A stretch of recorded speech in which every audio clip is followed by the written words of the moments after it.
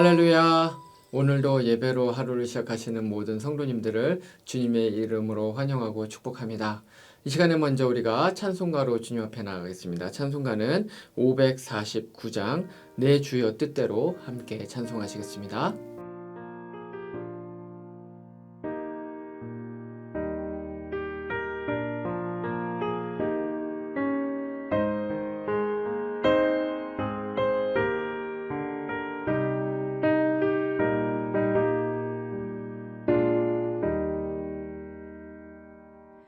내 주여 뜻대로 행하시옵소서.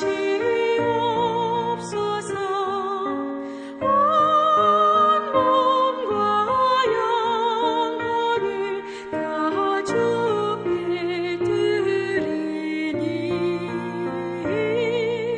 이 세상 돌아가 주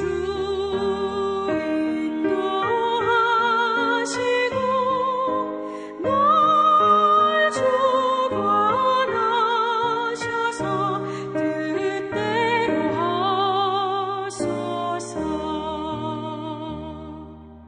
내 주여 뜻대로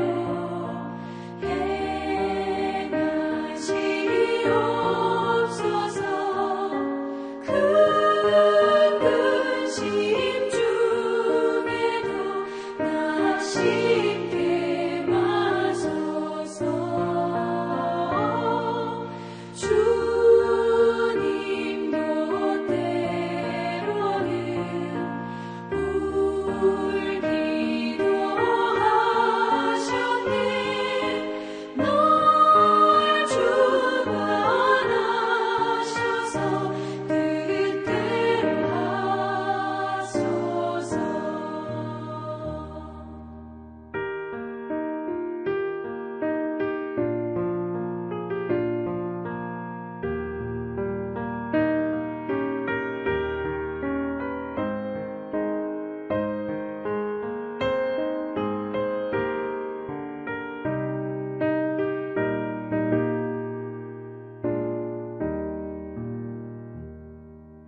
내 주여 뜻대로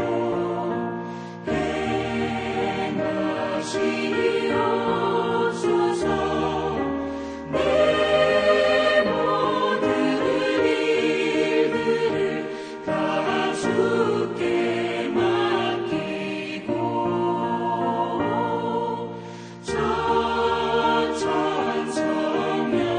천천성명하여 고요히 가리니 살든지 죽든지 뜻대로 하소서.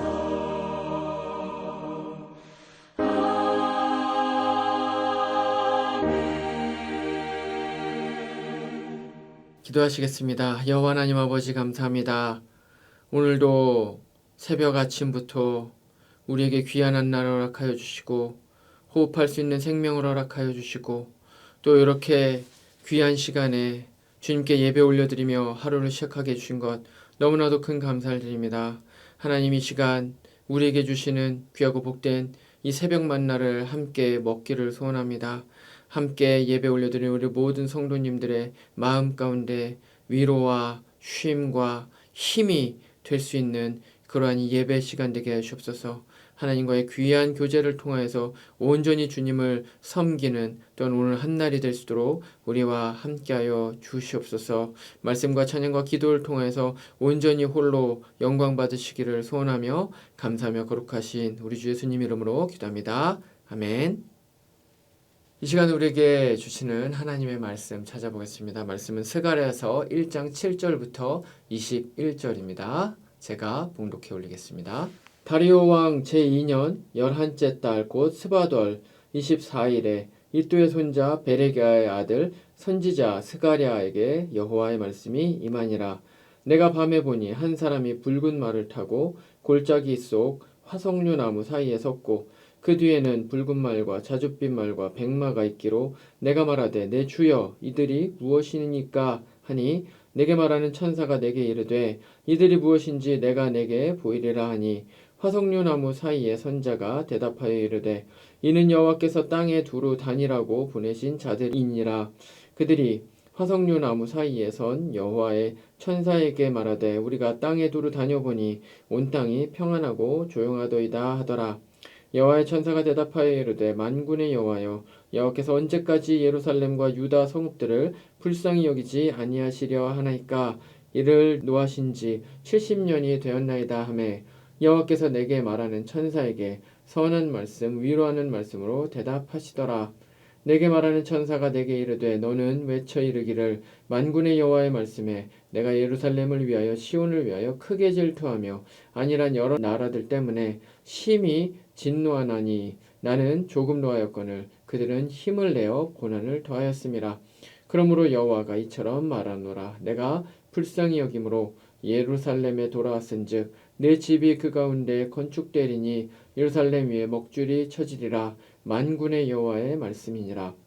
그가 다시 외쳐 이르기를 만군의 여호와의 말씀에 나의 성읍들이 넘치도록 다시 풍부할 것이라. 여호와가 다시 시온을 위로하며 다시 예루살렘을 택하리라 하니라. 내가 눈을 들어본즉 내게 뿔이 보이기로 이에 내게 말하는 천사에게 묻되 이들이 무엇이니까 하니 내게 대답하되 이들은 유다와 이스라엘과 예루살렘을 흩트린 뿔이니라. 그때 여호와께서 대장장이 4명을 내게 보이시기로 내가 말하되 그들이 무엇하러 왔나이까 하니 대답하여 이르시되 그 뿔들이 유다를 흩트려서 사람들이 능히 머리를 들지 못하게 하니 이 대장장이들이 와서 그것들을 두렵게 하고 이전에 뿔들을 들어 유다 땅을 흩트린 여러 나라의 뿔들을 떨어뜨리려 하느니라 하시더라. 아멘. 오늘 말씀은 이제 어제부터 새롭게 시작된 스가랴 예언서의 우리 말씀을 함께 보고 있습니다. 근데 이 선지서의 말씀을 이해하기 위해서는 가장 먼저는 사실은 그 역사적 배경을 알아야 합니다. 왜냐하면 이 예언서의 말씀은 철저하게 그 역사적 배경, 그 컨텍스트 안에서 일어나는 그 예언의 활동들이기 때문에 그렇습니다. 그래서 오늘의 말씀도 역시 우리가 이해를 하기 위해서는 먼저 왜 이 예언을 하나님께서 우리에게 그 당시에 주셨는지에 대해서 먼저 좀 알아야 합니다. 스가랴서의 역사적 배경을 좀 볼 것 같으면요. 남유다가 바벨론에 이제 최종적으로 멸망을 당한 이후에 이 바벨론 역시도 바사, 그러니까 우리가 이제 페르시아라고 이야기를 하죠. 그 바사에게 이제 멸망을 당하게 되는데 그때 당시 바사의 왕이 이 고레스라는 왕이었습니다. 근데 이 고레스는 이 정책적으로 뭐 하나님께서 주신 그런 마음이죠. 근데 이 정책적으로 이 민족들 자신들이 정복한 민족들에게 상당히 관대한 정책을 베풀었습니다. 그래서 그들이 자신들 스스로 자기들이 이제 자치를 할 수 있는 그 자율권을 많이 줬죠. 그래서 이러한 배경 하에서 이스라엘 백성들도 이제 돌아올 수가 있었던 것입니다. 그래서 이제 이스라엘 백성들이 이 고레스의 이 칙령을 받아서 이제 이스라엘 자신들의 옛날 영토 이 가나안 지역으로 다시 돌아오게 되는데 그 역사적 기록이 기록된 것이 바로 이 에스라서인데 이 에스라서의 말씀을 이제 읽어보신 분들은 또 많이 계시겠지만 이 에스라서의 말씀을 보면 이 이스라엘 백성들이 먼저 돌아와서 하게 되는 일은 바로 제단을 쌓고 또 이 성전을 건축하는 그러한 일이었습니다. 근데 에스라서의 말씀을 뭐 읽어보신 분들은 잘 아시겠지만 이 성전 건축을 하고 제단을 쌓는 가운데 이것을 굉장히 이제 싫어하는 사람들이 있었는데 그 사람들이 바로 이 이방 민족들이었습니다. 왜냐하면 이 이스라엘 백성들이 만약에 부강하게 된다면 자신들한테는 사실 좋을 게 하나도 없죠. 왜냐하면 경쟁하는 민족이 하나가 더 생겨나게 되기 때문에 그렇습니다. 그래서 이 성전을 건축하는 것을 이제 방해를 합니다. 부흥하지 못하도록 방해를 하는 것이죠. 그래서 막 이렇게 관리들한테 뇌물도 먹이고 막 하여튼 해가지고 이제 못하게 합니다. 그래서 이 성전 건축이 중단이 되게 되는 것이죠. 그렇게 이제 중단이 된 이후에 시간이 이제 흐르면서 이스라엘 민족들도 그 소망을 잃어버리게 됩니다. 그래서 우리가 이거 할 수 있을까? 못할 것 같아 하면서 그러면서 이제 점점 열정도 떨어지게 되는 거죠. 근데 그러면서 점점 이들이 포커스를 하게 되는 것은 자신 개인의 삶입니다. 야, 뭐 이거 이렇게 된 거, 기왕 이렇게 된 거 우리가 힘을 써서 뭐 저 성전 건축가 이거 못할 것 같으니까 그냥 우리 먹고 사는 거에나 그냥 집중하자 해가지고 자신들 뭐 큰 집 짓고 이제 이런 것들에만 이제 많이 초점을 맞추면서 삶의 이 방향 중심이 이제 그쪽으로 이제 돌아가게 됩니다. 오늘 스가랴서의 선지서의 역사적 배경은 바로 그것이었습니다. 예. 그래서 이제 이런 가운데 하나님께서 이 이스라엘 백성들을 통해서 이스라엘 백성들을 향해서 바로 하시고 싶은 말씀이 있었는데 그때 이제 사용한 선지자가 바로 이 학개 그리고 오늘 말씀을 이제 지은 바로 이 스가랴였던 것이죠. 근데 이 스가랴서의 말씀은 사실 많이 이렇게 설교되지는 않습니다. 왜냐하면 그 이유가 있는데 좀 어렵기 때문에 그래요.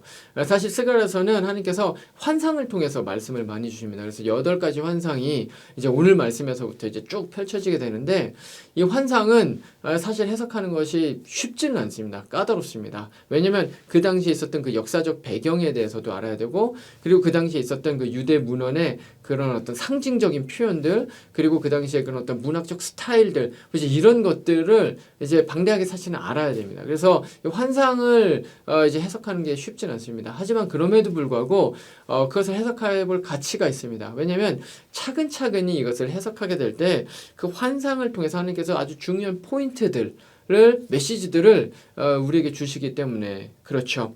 오늘 말씀에서는 이제 특별히 2가지 환상이 이제 그 중에서 나오게 되는데 이 말씀을 통해서 하나님께서 그 당시에 있었던 이스라엘 백성들뿐만 아니라 오늘날 살아가고 있는 우리들에게도 하시고자 하시는 그 말씀이 있었는데 그게 뭐냐면 첫 번째로는 하나님이 누군가에 대한 것입니다. 하나님에 대한 지식이죠. 그래서 하나님에 대한 지식을 먼저 알려주시기를 원했고요. 그래서 그것을 통해서 메시지를 전달하기를 원하셨던 것입니다.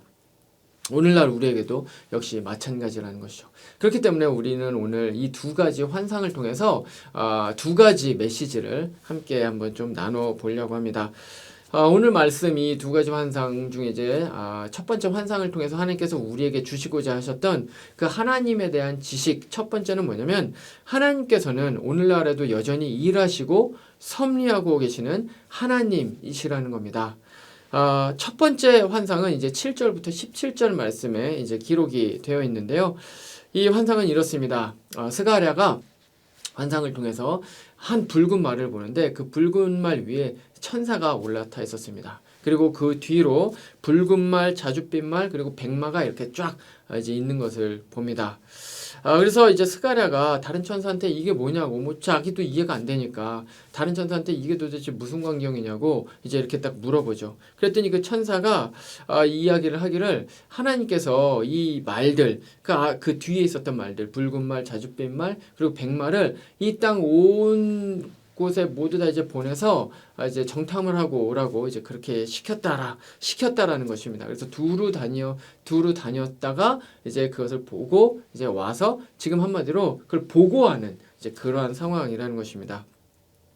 근데 이것은 무엇을 의미하냐면 하나님께서는 항상 이 땅 가운데 섭리하셨고 그리고 이 땅을 돌아보시고 이 땅 가운데서 일하고 계시고 여전히 살아 역사하고 계시다는 사실을 이야기를 하고 있는 것입니다.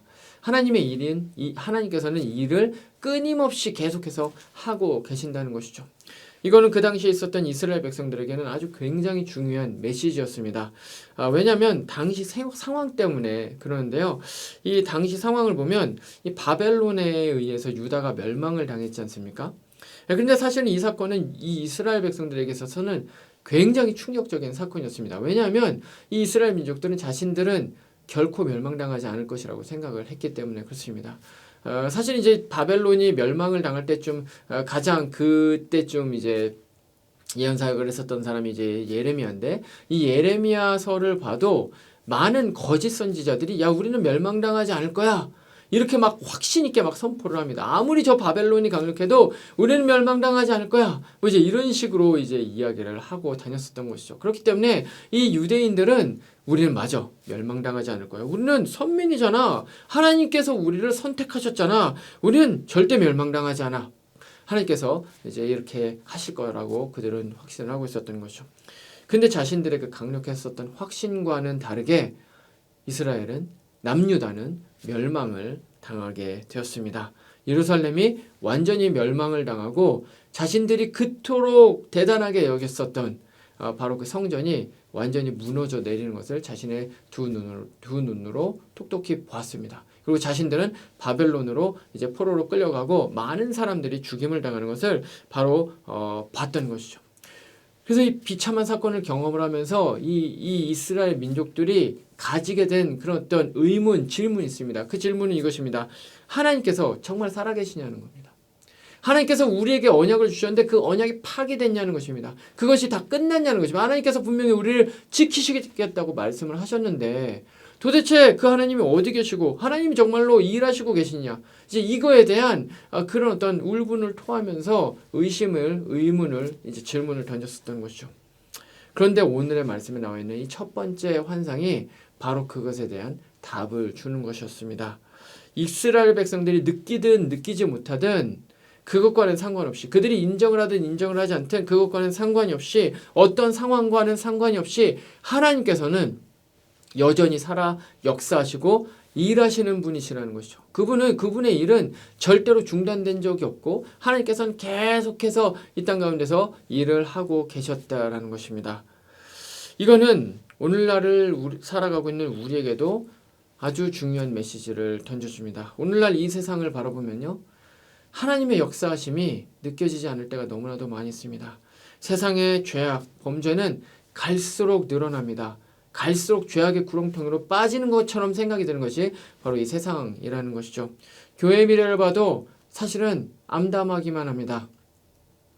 저는 이제 부흥을 위해서 기도를 많이 하는데 사실은 이 세상에 뭔가 부흥의 조짐이 막 일어나고 있기 때문에 부흥을 위해서 기도하는 것이 아닙니다. 이 세상은 여전히도 암담해 보입니다. 하지만 중요한 것은 무엇입니까?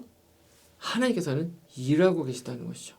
아무리 암담한 상황처럼 보이는, 아주 칠흑같이 어두운 것처럼 보이는 그러한 상황 가운데서도 하나님은 가만히 계시지 않고 하나님께서는 하나님이 하실 일들을 계속해서 하시고 계신다는 것입니다. 마치 그 사사시대, 그 정말 암흑과도 같은 바로 그러한 시대에도 하나님께서 사무엘을 준비시키고 있었던 것처럼, 그리고 다윗을 준비시키고 있었던 것처럼, 그리고 그 신약의 그 말라기로부터 그 신약에 이르는 그 한 400년 되는 그 시간 가운데 하나님께서 침묵하시는 것처럼 느껴지는 그러나 그런 상황 가운데서도 예수님을 이 땅 가운데 보내실 것을 준비하고 계셨던 것처럼 하나님께서는 절대로 그분의 구속의 역사를 절대로 중단하시지 않는다라는 것입니다. 개인의 삶도 역시 마찬가지라는 것이죠. 우리의 삶 가운데 우리는 고통과 고난을 경험할 때가 너무나도 많이 있습니다. 누구나 다 이런 시기를 경험을 하게 되는 것이죠. 근데 그럴 때 우리는 하나님께 부르짖습니다.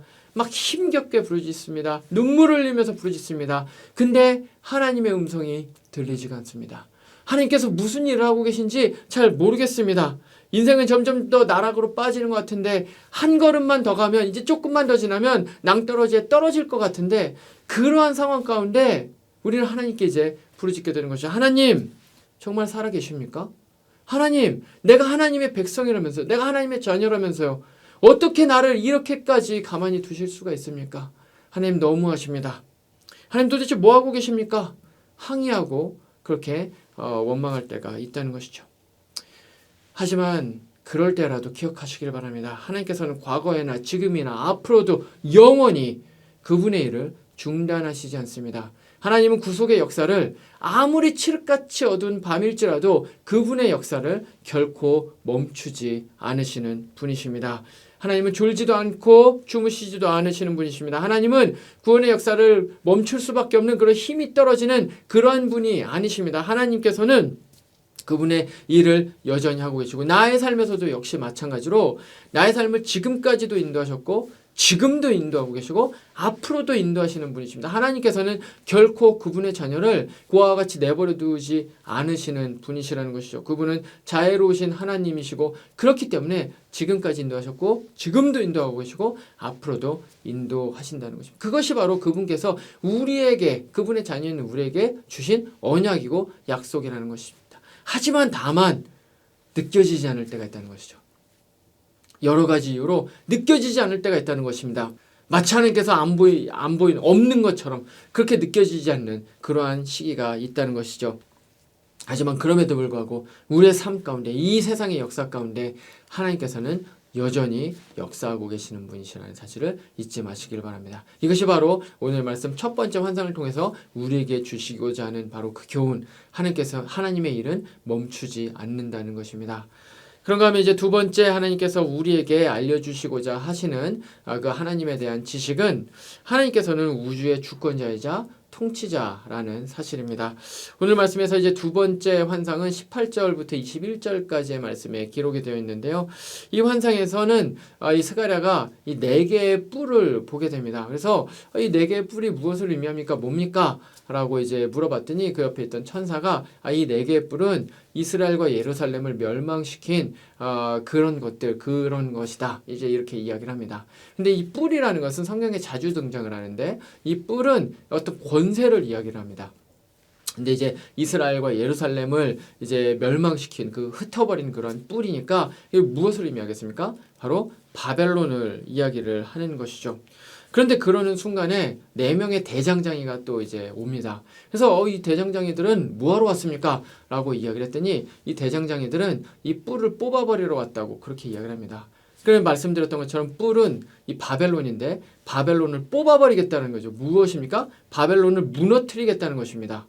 그 말씀을 이제 하고 있는 것이죠. 이것은 이 세상의 모든 권세들이 바로 하나님의 주권 아래에 있다는 것입니다. 하나님의 손아귀에 있다라는 것이죠. 왜냐하면 당시에 바벨론은 가장 강력한 초강대국이었습니다. 바벨론이 얼마나 그 당시에 강력했냐면 바벨론이 이제 돌아다닐 때 바벨론이 모든 민족들이 이제 정복하면서 돌아다니는데 아무도 바벨론을 막아내지를 못했습니다. 심지어는 그 강력했다는 그래도 꽤 강력했었던 그 민족인 아수르와 그리고 이 애굽 이들이 연합군으로 덤벼도 바벨론을 이겨내지를 못합니다. 그러니까 정말 대단한 힘을 가지고 있었던 그 당시에는 정말 세상을 호령하는 것 같은 이제 그러한 민족이 바로 이 바벨론이었던 것이죠.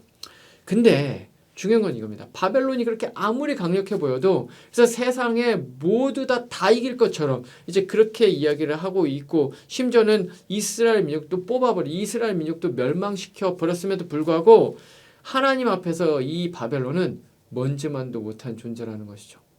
그래서 하나님께서 뽑으려고 하면 그냥 뽑혀버리는 그냥 힘없이 그냥 딱 뽑아져버리는 그러한 자들이 이 바벨론 민족이라는 것입니다.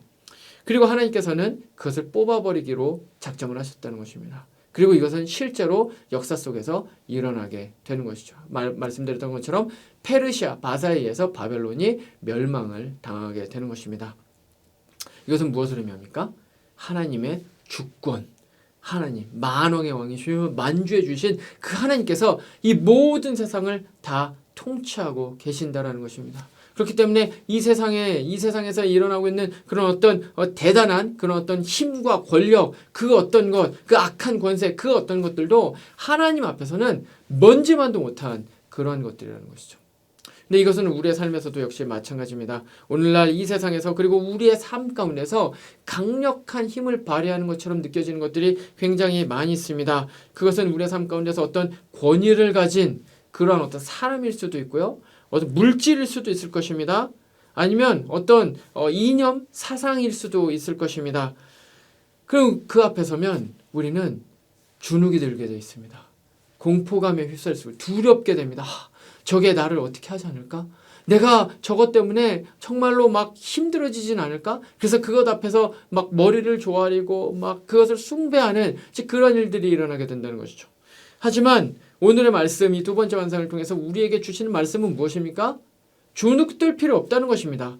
두려워할 필요 없다는 것입니다. 그것이 아무리 주인인 척하고 이 세상을 호령하는 그러한 것처럼 보일지라도 그것들보다 훨씬 더 강력한 것이 바로 하나님의 권세, 하나님의 능력이라는 것입니다. 하나님이 만왕의 왕이시고 하나님께서 주권적으로 이 세상을 통치하고 계시다는 것이죠. 그렇기 때문에 이 세상에서 주인 행세를 하려는 그 모든 것들은 한낱 지푸라기보다도 못한 그러한 힘도 없고 능력도 없다고 그렇게 하나님께서는 말씀하고 있는 것입니다. 하나님만이 전능자십니다. 하나님만이 모든 것을 다 통치하십니다. 하나님만이 이 세상을 통치하시고 하나님만이 우리의 삶을 통치하십니다. 그렇기 때문에 우리는 오직 하나님께만 영광 드리고 하나님만 섬겨야 한다는 것이죠. 혹시 지금 나를 두렵게 하는 어떤 것이 있습니까? 무엇입니까? 무엇입니까? 네. 하지만 두려워하지 마시기 바랍니다. 왜냐하면 우리의 주인, 우리의 아버지인 하나님께서 훨씬 더 강력한 능력이 있으신 분이시기 때문에 그렇습니다. 그래서 오늘 말씀 16절을 우리는 기억해야 합니다. 16절 말씀에 보면요, 하나님께서 이와 같이 우리에게 말씀을 주십니다. 그러므로 여호와가 이처럼 말하노라. 내가 불쌍히 여김으로 예루살렘에 돌아왔은즉 내 집이 그 가운데 건축되리니 예루살렘 위에 먹줄이 쳐지리라. 만군의 여호와의 말이니라. 아멘. 하나님께서 이스라엘에게 돌아가시겠다고 선포를 하신 것입니다. 이 패역한 백성, 은혜를 모르는 백성, 그래서 하나님께 징계를 받았지만 그들을 영원히 버리시지 않겠다는 것입니다. 그리고 그들을 회복시켜 주시겠다는 것입니다. 그런데 중요한 것은 무엇입니까? 이 불순종한 이 패역한 자들을 백성 삼겠다고 하셨는데, 그 회복시키시겠다고 말씀을 하셨는데 그 주체는 하나님이시라는 것입니다. 회복의 주체, 회복의 계획을 짜시고 회복을 시작하시고 회복을 이루시는 분은 온전히 하나님이시라는 것이죠. 이십니다. 그리고 하나님께서는 실제로 역사 속에서 그 회복을 이루셨습니다. 오늘날의 교회들이 또 그리스도인들이 회복에 대해서 많이 이야기를 합니다. 신앙의 회복, 사회의 회복, 교회의 회복, 관계의 회복, 하여튼 여타의 많은 회복들을 막 부르짖습니다. 하지만 그렇게 회복을 부르짖음에도 불구하고 회복을 잘 경험하지 못하는 이유가 있는데, 그 이유는 무엇이냐면 회복을 이야기를 하면서 그 회복의 가장 중요한 핵심과 중심을 빠뜨리고 있기 때문에 그렇습니다. 회복의 중심과 회복의 핵심은 무엇입니까? 누굽니까? 바로 여호와 하나님이라는 것이죠. 우리가 뭐를 잘해서 회복이 되는 것이 아닙니다. 우리가 능력이 있어서 회복이 되는 것이 아닙니다. 우리가 거룩해서, 우리가 선해서 회복이 되는 것이 아닙니다. 하나님이 회복시키신다는 것입니다. 오늘 말씀에 나온 것처럼 하나님이 돌아오시고 하나님이 회복시키신다는 것이죠. 그렇기 때문에 혹시 예배 회복을 부르짖고 있습니까? 예배 회복은 하나님만 영광 받으시는 예배를 드리는 것입니다. 교회 회복을 위해서 부르짖고 계십니까? 교회 회복은 교회의 머리 대신 예수 그리스도를 우리의 주님으로 인정하는 것입니다. 관계 회복을 부르짖고 계십니까? 하나님께서 베풀어 주신 바로 그 사랑, 하나님께서 우리에게 먼저 베풀어 주신 그 관계 회복을 우리가 먼저 경험을 해서 다른 사람에게 손을 내미는 것이 바로 관계 회복입니다. 신앙의 회복을 소망하고 계십니까? 하나님을 내 인생의 중심에 두고 가장 먼저 하나님 중심의 삶을 살아가는 것이 바로 신앙의 회복의 첫걸음이자 중심이라는 것이죠. 이와 같이 회복은 철저하게 하나님 중심으로 살아가는 것이 바로 회복인 것입니다. 말씀을 마치겠습니다. 오늘의 말씀, 특별히 스가랴에게 주신 두 가지 환상을 통해서 우리가 알 수 있는 것은 하나님은 전능하신 주권자라는 사실입니다. 그분께서는 그리고 여전히 일하시고 계십니다. 우리의 삶 가운데서 일하고 계시고 이 역사 속에서 하나님께서는 여전히 일하고 계십니다. 근데 그 하나님께서 우리에게 회복을 명령하고 계십니다. 어떤 회복을 꿈꾸고 계십니까? 어떤 회복을 꿈꾸든지 그 회복의 중심은 온전히 전능자이신, 그리고 일하고 계시는 그 여호와 하나님이시라는 사실을 잊지 마시기를 바랍니다. 그래서 오늘 하루 우리가 함께 말씀으로 나누게 될 때 하나님께로 돌아갈 수 있는, 하나님께서 우리에게 돌아오실 수 있는 그러한 회복의 역사를 경험하시기를 말씀으로 축원드립니다. 기도하시겠습니다. 여호와 하나님 아버지, 너무나도 감사합니다. 오늘의 말씀을 통해서 하나님만이 전능자시고 구원자시고 이 모든 세상에서 섭리하시는 분이시라는 사실을 우리가 알게 되었습니다. 주님, 우리 삶 가운데 고난과 고통과 역경과 어려움과 우리를 두렵게 만든 너무나도 많은 것들이 있지만, 이 세상의 주인 행세를 하려고 하고 내 삶의 주인 행세를 하려고 하는 것들이 너무나도 많이 있지만, 하나님, 그럼에도 불구하고 우리가 그것을 두려워하는 것이 아니라, 그것을 주인 삼는 것이 아니라 온전히 만왕의 왕이시며 만주의 주이시며 이 세상에 주권적으로 통치하시는 그 여호와 하나님만을 우리가 사랑하며 섬기며 그분 앞으로 나아갈 수 있는 우리 모두가 되게 하여 주시옵소서. 특별히 회복이 필요한 우리 성도님들 계십니까? 예배의 회복, 교회의 회복, 신앙의 회복, 관계의 회복, 기타 여러 가지 회복을 위해서 부르짖으면서 주님께 기도하는 사람들 있습니까? 예배, 교회, 신앙, 그 모든 것들의 회복의 중심은 온전히 하나님이시라는 사실을 잊지 않고 하나님 앞으로 나아가며 부르짖기를 소원합니다. 하나님 아버지께서 우리와 함께하여 주시는 귀하고 복된 오늘 하루가 되게 하여 주시옵소서. 감사하며 거룩하신 우리 주 예수님의 이름으로 기도합니다. 아멘. 이제 개인의 기도 제목으로 기도하시겠습니다.